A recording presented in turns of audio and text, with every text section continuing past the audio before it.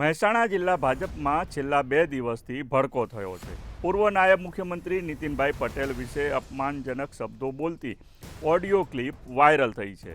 આ audio clip viral થતાં સમગ્ર મામલો ટોક ઓફ ધી ડિસ્ટ્રિક્ટ બન્યો છે.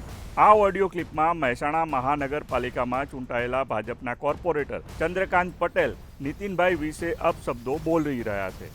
અંદાજે 7 મિનિટની આ ઓડિયો ક્લિપમાં ચંદ્રકાંત પટેલ નીતિનભાઈ પટેલ માટે 25 વખત અપમાનજનક શબ્દો બોલી રહ્યા છે.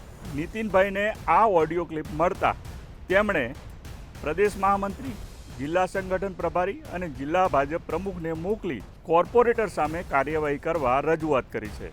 નીતિનભાઈ પટેલે 10 દિવસ અગાઉ ઓડિયો ક્લિપ સંગઠનના નેતાઓને મોકલી હોવા છતાં હજુ સુધી કોર્પોરેટર સામે કાર્યવાહી કરવામાં આવી નથી.